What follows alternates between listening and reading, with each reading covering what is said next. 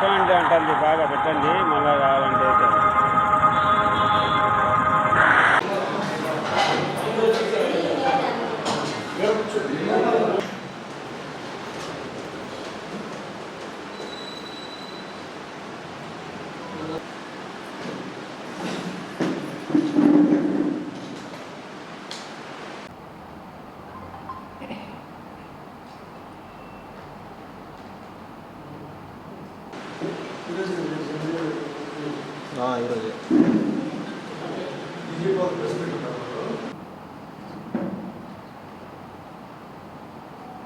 ఈనాడు జిల్లాల వ్యాప్తంగా గోర్ల అన్నకుమార్ మాలమానాడు జాతీయ అధ్యక్షుడు గోర్ల అన్నకుమార్ తిరుగుతూ మాలలు ఎస్సీ వర్గీకరణ వచ్చిన తీర్పు వ్యతిరేకంగా తిరుగుతూ మాలలను చైతన్యపరుస్తూ తిరుగుతూ మన కడప జిల్లాకు రావడం జరిగింది. ఆయన ఒకటే పద్ధతి అడుగుతున్నాడు ఈ రాష్ట్ర ప్రభుత్వాలను, కేంద్ర ప్రభుత్వాన్ని. కిమ్లేర్ పద్ధతి అంటే ఏమిటి? కిమ్లేర్ పద్ధతి అంటే ఒక్కసారి జాబ్ వచ్చిన వాడు కసు తప్పుకునేటోడు అయితేనే, ఇంకొకటి అయితే చిన్న చిన్న ఉద్యోగస్తులు కూడా రిజర్వేషన్ లేకుండా ఈరోజు బీజేపీ ప్రభుత్వము 7 ధర్మాసం కూడిన సుప్రీంకోర్టు కూడా అన్యాయం చేసే విధంగా తీర్పు ఇవ్వడం జరిగింది. అలాంటి తీర్పు మాకు వద్దు. జనప్రాతినిధిగా కులగణన జరిగిన తర్వాత మా ఎస్సీ ఎంత రిజర్వేషన్ ఉంది, మాకు ఎంత % రిజర్వేషన్ ఇవ్వాలా, ఆ రిజర్వేషన్ ఏ విధంగా మాకు ఎవరికి ఎంత కేటాయించాలని చేయమని అడుగుతున్నాం. మీరు అట్లా లేకుండా ఏ ఎస్సీ ఏ కమిటీ వేయకుండా ఉన్నతంగా చేయకుండా అడ్డదుడ్డిదారులలో సుప్రీంకోర్టు ఈరోజు తీర్పు ఇవ్వడం జరిగింది. ఆనాడు 2005లో ఇంతకుముందు పివి రావు గారు బతికినప్పుడు ఏదైతే సుప్రీంకోర్టు 5 మందితో కూడిన ధర్మాసనం ఇది వర్గీకరణ సాధ్యపడదని ఇచ్చిందో, ఈనాడు 7 మందితో కూడిన ధర్మాసనం ఆ తీర్పును పక్కన పెట్టి ఇవ్వడం ఏందో, ఆ తీర్పును కూడా దాంట్లోకి తీసుకోకుండా ఇవ్వడం అనేది చాలా దుర్మార్గ పని. జడ్జీలతో ఈ ఎన్డీఏ కూటమి గవర్నమెంట్ ఇచ్చి ఇలాంటి తీర్పులు ఇస్తే రాబోయే రోజులలో తగిన గుణపాఠం జరుగుతుంది. ఈ ప్రభుత్వాలకు ఎక్కడే కానీ ఉనికి ఉండకుండా పోతుంది. మాలలను ఎవరైతే దేశిస్తారో వాళ్ళు ఖచ్చితంగా ఆ పార్టీలు సర్వనాశనం కావడం జరిగింది. ఏదైతే 7 జడ్జీల తీర్పు మొన్న సుప్రీంకోర్టు ఇచ్చినటువంటి తీర్పు వర్గీకరణ అంశంపై క్రిమిలేర్ విధానం మాల మహానాడు తరపున తీవ్రంగా ఖండిస్తూ ఉన్నాం. కేంద్రంలో బీజేపీ ప్రభుత్వం అధికారంలో వచ్చిన దగ్గర నుంచి కూడా మొదట రిజర్వేషన్లు ఎత్తేసి కుట్ర చేసింది.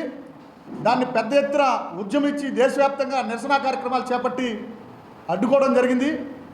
ఈరోజు అనేకమైనటువంటి అంశాలు ఉన్నప్పటికీ కూడా పెరిగిన జనాభా ప్రాతిపదికన రిజర్వేషన్లు పెంచమని డిమాండ్ చేస్తూ ఉన్నాం.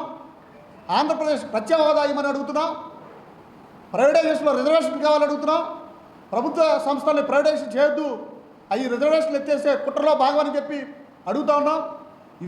ఇవన్నీ పక్కన పెట్టి ఈరోజు సుప్రీంకోర్టు జ్యుడిషియల్ వ్యవస్థను కూడా తమ పరిధిలోకి తీసుకొని గతంలో ఇదే సుప్రీంకోర్టు 2004లో ఆర్టికల్ 341 ప్రకారం రాజ్యాంగ సవరణ చేయకుండా వర్గీకరణ చేయడం, ఎస్సీలో ఉన్నటువంటి 59 ఉపకులాలని విభజించే హక్కు లేదని తీర్పు ఇవ్వడం స్పష్టంగా జరిగింది.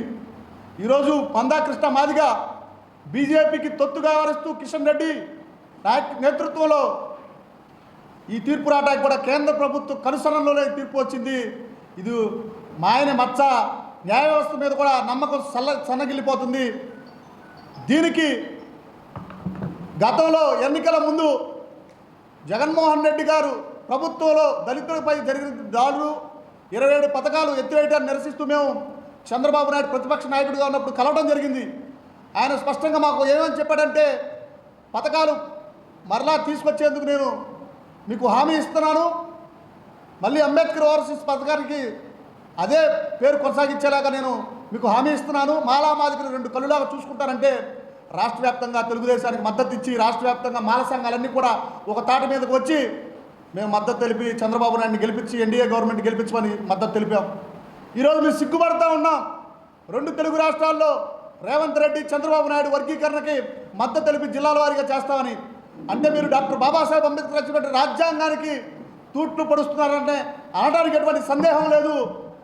గతంలో ఏ విధంగా అయితే పోరాటాలు చేసామో ఈరోజు రాష్ట్రంలో ఉన్న అన్ని మాల సంఘాలు ఏకతాటిపై వస్తూ ఉన్నాం. మేము న్యాయ వ్యవస్థ మీద న్యాయ పోరాటం చేస్తూనే ప్రజాక్షేత్రంలో కూడా మా మాల సంఘం అన్నీ ఏకతాటి మీదకి వచ్చి 2 తెలుగు రాష్ట్రాల్లో లక్షలాది మందితో సభలు నిర్వహించాలని నిర్ణయించాం.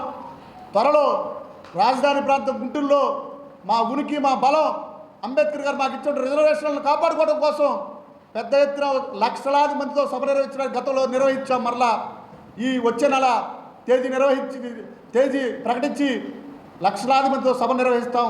ప్రజాక్షేత్రంలో కూడా ఈ ప్రభుత్వాలకి ఒకటే హెచ్చరిస్తున్నాం, మీకు చిత్తశుద్ధి ఉంటే దళితుల మీద మా కులాలను విభజించొద్దు, పెరిగిన జనాభా ప్రాతిపదికన మాకు రిజర్వేషన్లు పెంచాలి అని చెప్పి డిమాండ్ చేస్తున్నాం. ఇక మీదట వర్గీకరణ అంశం ఏ పార్టీ మాట్లాడినా, తెలుగుదేశం అయినా, వైసీపీ అయినా, కాంగ్రెస్ అయినా, సిపిఎం అయినా, ఏ పార్టీ మద్దతు తెలిపినా కూడా వారి పార్టీని రానున్న ఎన్నికల్లో తగిన గుణపాఠం చెప్తామని చెప్పి హెచ్చరిస్తూ ఈ వర్గీకరణ అంశానికి మాతో సహకరిస్తున్నటువంటి రామ్విలాస్ పాస్వాన్ గారి కుమారుడు చిరాగ్ పాస్వాన్ గారికి, మాయావతి గారికి, రాహుల్ గాంధీ గారికి ప్రత్యేకంగా ధన్యవాదాలు తెలియజేస్తూ రానున్న రోజుల్లో మేము చేపట్టే కార్యక్రమానికి మీ మద్దతు కూడా కావాలని డిమాండ్ చేస్తూ సెలవు తీసుకున్న మీడియా మిత్రులకి జై భీమ్, జై భారత్.